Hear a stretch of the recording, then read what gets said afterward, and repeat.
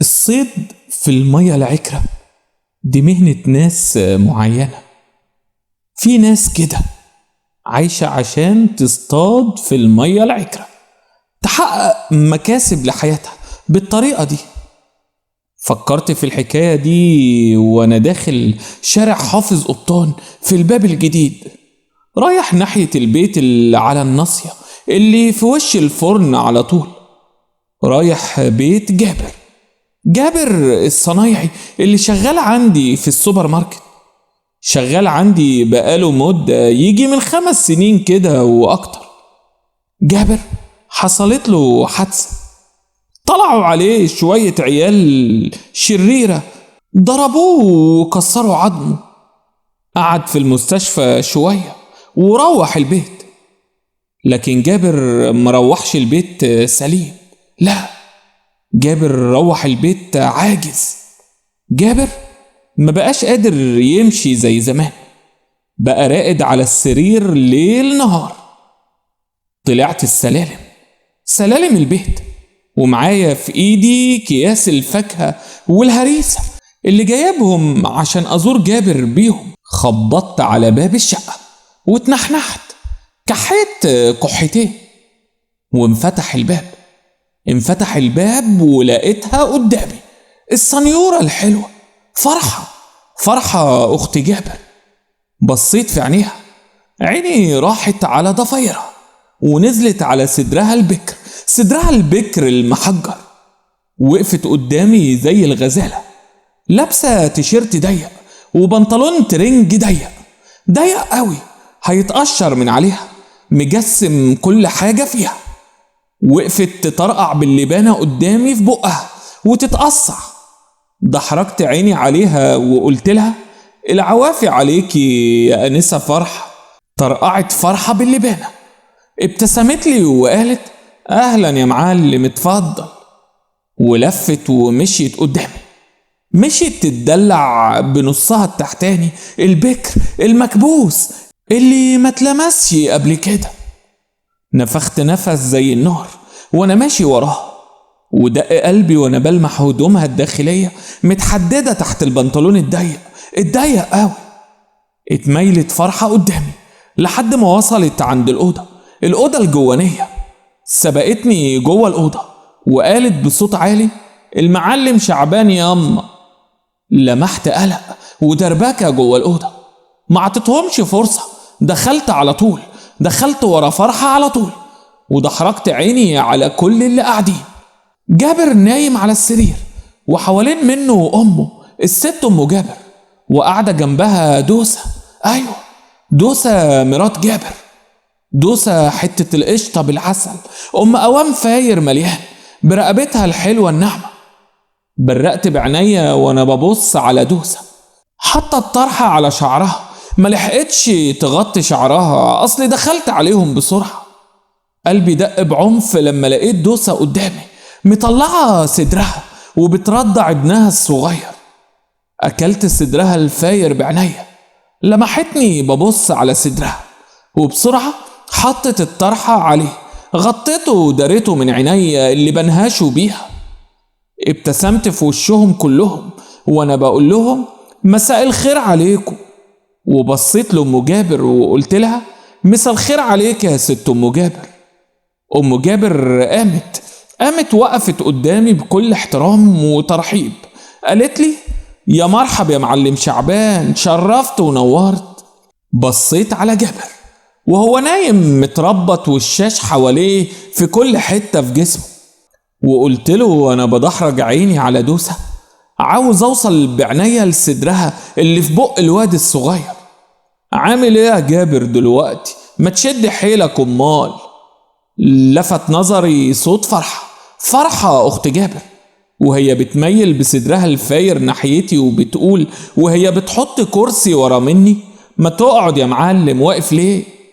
ضحركت عليها عينيا، بصيت على رقبتها البيضة الملفوفة وصدرها البكر اللي هيطرشق في التيشيرت اللي لابساه، وقلت لها: تسلامي يا أنسة فرح. ألا أخبار الكلية إيه؟ مش أنت هتطلعي دكتورة برضو؟ ضحكوا كلهم. طرقعت اللبانة في بق فرحة، لعبت شفايفها الطرية وقالت: لا يا معلم، أنا في كلية التجارة مش الطب. وطرقعت اللبانة أكتر وطرقع قلبي معاها. ضحكت بصوت عالي، رميت عيني ناحية دوسة بجسمها الفاير المليان قاعدة بترضع في الواد الصغير. قلبي رفرف جوه صدري وشهقت غصب عني وانا بشوفها بتكبش صدرها الطري الفاير بايديها وبترميه جوه الجلابية اللي لابساها بعد ما رضعت الواد. اكلت دوسة بعناية وقلت لها: والمحروس الصغير عامل ايه؟ وشخطت في الولد الصغير وانا بهزر وقلت: عامل ايه ياض؟ مكسوف ليه كده؟ هو في رجالة بتتكسف؟ لمحت ابتسامة خجولة على وش دوسة وضحكوا كلهم. طلعت من جيبي 50 جنيه، برقوا كلهم لما شافوها. وقمت من مكاني، ميلت ناحية دوسة وهي شايلة الواد، وحطيت 50 جنيه على صدر الواد وانا بقول وانا باكل خدود دوسة وملامح وشها بعناية: خد ياض، هاتلك حاجة حلوة. بانت الفرحة على وش دوسة لما شافت 50 جنيه. ولفيت لفرحة اللي واقفة ورا ظهري، فرحة اللي واقفة ورايا بصدرها الفاير اللي زي القنبلة. حركت عيني على البنطلون الضيق اللي لابساه اللي مجسم كل حتة في نصها التحتاني، وقلت لها وانا باكل صدرها بعناية: وانت يا انسة فرحة خدي دول لزوم مصاريف الكلية ولا مؤاخذة. وبرقت فرحة، مدت لها الفلوس وهي مركزة عينيها على ايديا اللي فيها الفلوس.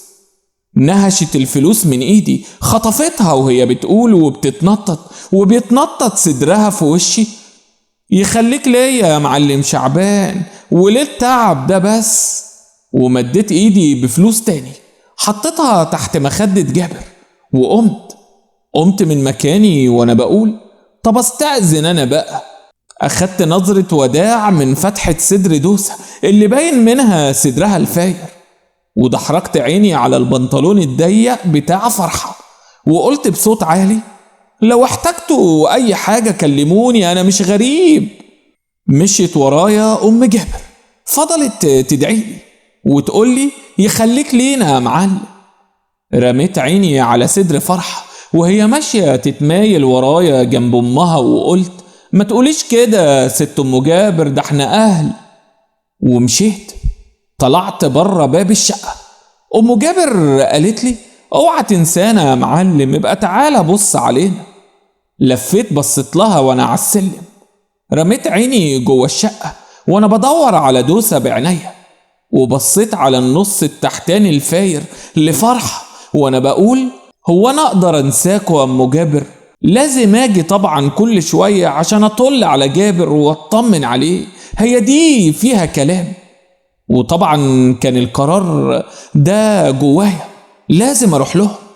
ده انا لو اطول اروح لهم كل يوم هروح. ده انا لو هنسى جابر عمري ما هنسى دوسة بقوامها الفاير وصدرها الكبير المليان.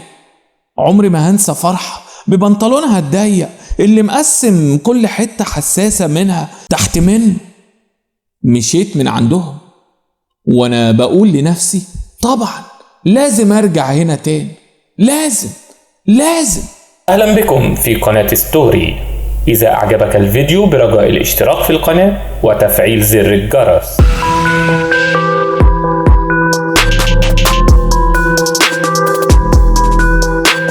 مش قادر انسى دوسة ولا قادر انسى فرحة. مش قادر احدد انا عاوز مين فيهم اللي عجباني اكتر. لو هسيب الاختيار لرغبتي المجنونة هبقى عاوزهم هما الاتنين. ايوه، دوسة بأنوثتها المتفجرة، بخبرتها بقوامها، بحلاوتها، بصدرها الكبير اللي هينفجر، وفرحة بشبابها وشقاوتها ودلعها، بصدرها البكر، بقوامها المتقسم في اللبس الضيق اللي دايما لابساه، بجسمها اللي لسه ما اتلمسش قبل كده. كان لازم كل يوم والتاني اروح ابص على جابر، امال وابص على النسوان اللي عنده ورش عليهم رشة فلوس: نسوانك حلوة قوي يا جابر. كنت بفرح قوي وانا بشوف عينيهم بتبرق على الفلوس، مساكين قوي وحلوين حلوين قوي. والنهاردة أنا رحت زي العادة عند جابر، بس يا خسارة ما اخترتش الميعاد المناسب. أنا قاعد متعكنن معاه هو وأمه بس. أصل النهاردة فرحة مش موجودة، فرحة في الكلية. يا خسارة القوام الطري والصدر الفاير، مش هشوفهم النهاردة.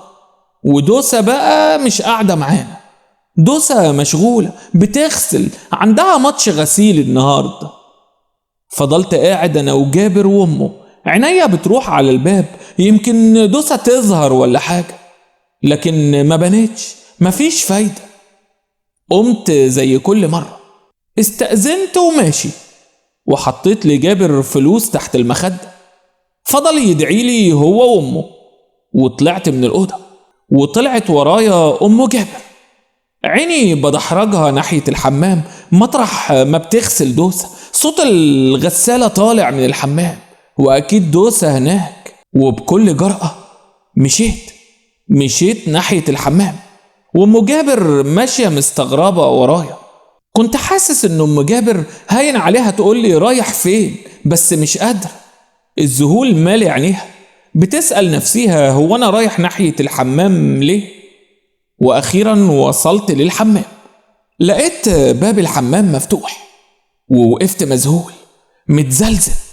برقت بعينيا وقلبي دق بعنف لما لقيت دوسة لابسة قميص حمالات صغير كاشف كل حتة فيها، دراعها وكتفها وكتل صدرها الفايرة، قاعدة على كرسي حمام صغير، واخدة كروانة كبيرة ما بين رجليها، وفتحة في خدها العافية حوالين الكروانة، وبتدعك الغسيل بإيديها. وقفت متجمد قدامها، براقب حلاوتها بعينيا، براقب فتحة صدر القميص اللي اتدلدق منه صدرها. اتنحنحت أم جابر عشان دوسة تاخد بالها، ورفعت دوسة عينيها شافتني، اتنفضت بسرعة، قامت من مكانها، فضلت تدور يمين وشمال وهي مرعوبة، بتدور على حاجة تستر نفسها بيها. وفجأة لقت فوطة مبلولة جنب منها، حطتها على كتافها العريان. بصيت لها وانا مبرق، حاولت ابان ان انا ثابت في مكاني ومش هاممني اللي انا شايفه بعينيا. قلت لها وانا بحاول اخلي نبرة صوتي جافة وما بتترعش: جرى ايه يا دوسة، ما ردتيش عليا يعني؟ ضمت دوسة الفوطة على كتافها، بتداري لحم كتافها ولحم صدرها الفاير اللي طالع وباظظ من القميص العريان، وقالت: معلش يا معلم، لسه بفكر شوية. أنا كنت عرضت على دوسة تنزل الشغل عندي في السوبر ماركت ساعتين كده كل يوم، تجهز فيهم الزبادي والرز بلبن، وهتاخد قرشين يساعدوها، لكنها ما ردتش عليا. وعشان أحطها قدام الأمر الواقع بصيت عليها، أكلت في خدها الملفوفة العريانة قدامي اللي باينة من القميص القصير، ورشقت عيني في هدومها الداخلية اللي واضحة في نصها التحتاني تحت القميص الشفاف الخفيف، وقلت لها بلهجة أمر: من غير كلام كتير يا دوسة، هستناكي بكرة في السوبر ماركت، انت أولى بالقرشين اللي يطلعولك. وهزت دوسة دماغها من غير كلام، وسبتها ومشيت، وانا النار مش عليلة في كل كياني. دوسة جننتني بجسمها الفاير وقوامها، بفخدها البيضة المبلولة بمية الغسيل. وانا خارج ناحية باب الشقة، قابلتني فرحة لسه داخلة من الباب جاية من الكلية. اتنططت قدامي، اتنططت بكل شقاوة، واتنطط صدرها معاها. عيني راحت على البنطلون الجينز الضيق اللي لابساه. فرحت قوي فرحة لما شافتني، قالت لي وهي بتقرب مني: معلم شعبان، انت فين يا راجل؟ بصيت لها بصة طويلة، اكلت كل حتة فيها بعينيا، وقلت لها: انت اللي فين يا ست البنات، ده انا قاعد من بدري مستنيكي. وقفت قصادي، صدرت صدرها الفاير في وشي، وقالت لي وهي بتمدلي ايديها: ايدك بقى على المصروف بتاع الاسبوع ده. ام جابر بصت لها وغمزت لها، برقت لها بعينيها وقالت لها وهي مكسوفة: يا بت عيب عليكي، ايه اللي بتقوليه ده؟ ومديت ايديا، طلعت فلوس من جيبي وعطيتها لها. عصرت صوابعها بإيديا وأنا بديها الفلوس.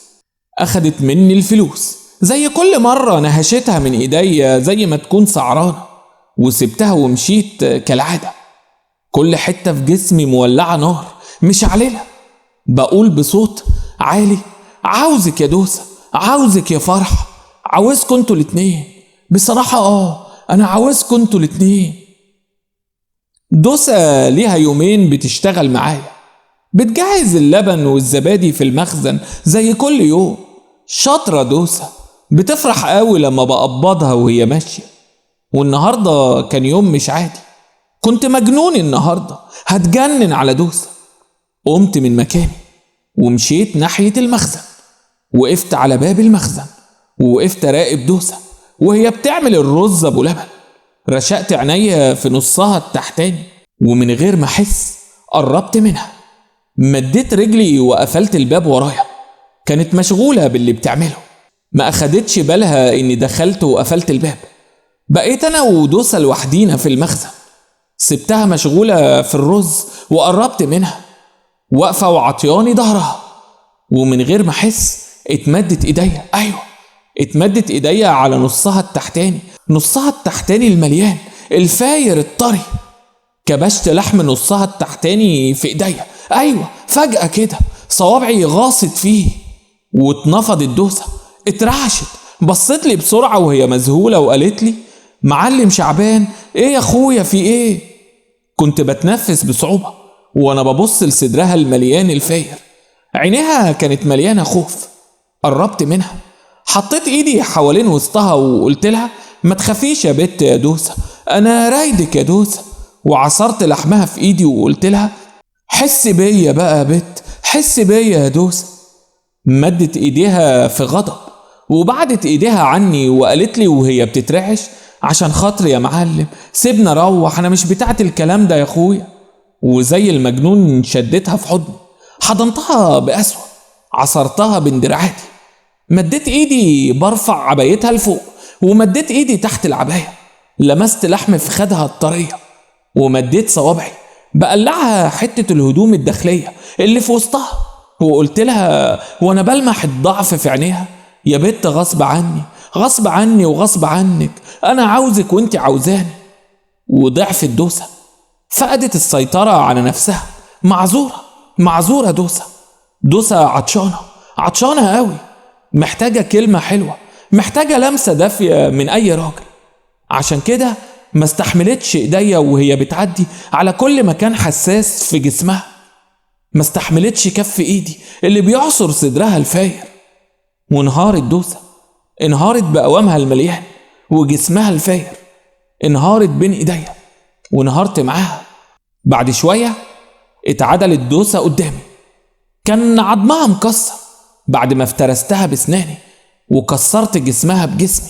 مدت ايديها ووطت تمسك حتة هدومها الداخلية اللي مرمية على الارض، ولبستها قدامي من تحت العباية، وبصت لي بضعف وقالت لي: عاوز حاجة يا معلم، انا مروحة. هزيت راسي، مديت ايدي في جيبي، طلعت فلوس، شاورت لها وقلت لها: خدي دول لزوم مصاريف الواد. واخدت دوسة الفلوس من ايدي ومشيت. دوسة مشيت قدامي محنية متكسرة، اصلي ما رحمتهاش ابدا. عدى يومين على اللي حصل ما بيني وبين دوسة. من يومها وهي مكسورة ومتغيرة، بس انا ما سألتش فيها، مش فارقة معايا تبقى فرحانة ولا حزينة، ولا تبقى راضية ولا تكون غضبانة عليا. بالليل كنت قاعد في بيتي لوحدي في العطارين في شقتي الصغيرة، قاعد بتفرج على التلفزيون، وكل شوية ببص في الساحة أصلي مستني حد. ما فاتش كتير عليا ولقيت الباب بيخبط، رنة كبيرة على جرس الباب، وابتسمت ابتسامة ثقة.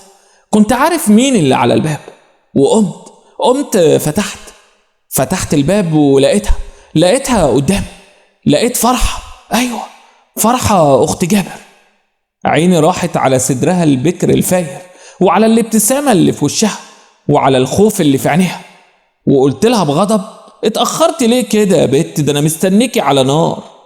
وقفت وهي مترددة بخدودها الموردة. وسعت لها السكة ودخلت. أكلت بعناية نصها التحتاني المليان اللي هيطرشق في البنطلون الجينز الضيق وأنا ماشي وراها. قعدت على الكنبة وقعدت جنبيها. بصيت لها زي الديب السعران، كانت عينيها مليانة قلق وخوف. من غير كلام مديت ايديا على التيشيرت اللي لابساه بقلعهولها. كانت عينيا مليانة لهفة وشوق اني اشوف صدرها البكر المليان، اني المسه بشفايفي. لقيتها بتترجاني وبتقول عشان خاطري يا شعبان انا خايفة، بالراحة عليا، انا ما عملتش كده قبل كده. هزيت راسي، بصيت في عينيها وقلت لها يا بت ما تخافيش، ده انت هتبقي مراتي، انت ما تلاقيش حد يحافظ عليكي قد يا بت يا فرحة، ده انا هنغنغك يا بت. وبصيت في عينيها لقيتها متأثرة بكلام. قلت لها وانا ببص في عينيها وبحاول اقلعها التيشيرت من جديد، ده انا يا بت هجيب لك احلى عربية واحلى شقة وهفسحك في اسكندرية كلها وهنغنغك دهب وفلوس. وعلى طول رفعت التيشيرت، عريت صدرها البكر وبصيت على صدرها الفاير وانا مذهول. عيني برقت وانا براقب لحمها الطري العافي والنار قايدة في كياني.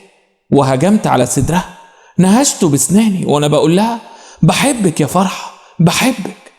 بعد شوية قامت فرحة، كانت عريانة قدامي، قامت متكسرة ومتدغدغة، كانت زي الفستان المتكسر اللي محتاج مكوى. لبست هدومها قدامي حتة حتة، حشرت في خدها الطرية في البنطلون الجينز الضيق ونزلت التيشيرت عليه. عدلت شعرها وقالت لي أنا ماشية يا شعبان، هتعوز مني حاجة؟ هزيت راسي، كنت متضايق مش عارف ليه. قلت لها لا، عاوز سلامتك. كانت هتمشي، اتعدلت في مكاني وناديت عليها، قلت لها استني يا فرحة استني. ومديت ايدي في جيبي، طلعت فلوس.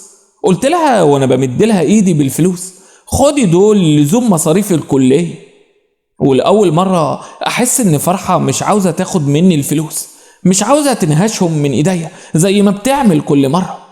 مدت إيديها بتردد وحزن وأخدت الفلوس، والزعل مالي عينيها.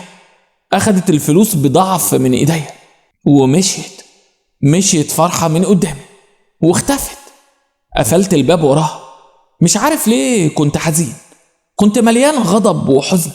بسأل نفسي 1000 سؤال، ليه أنا عملت كده؟ ليه؟ وهو جابر عمل لي إيه بالظبط عشان أعمل في نسوان بيته كده؟ هو ظلمني في إيه عشان أظلمه كده؟ ليه استسلمت للشيطان اللي جوايا؟ إيه اللي كسبته لما كسرت نفسهم، لما حطمت دوسة وبعد منها فرحة؟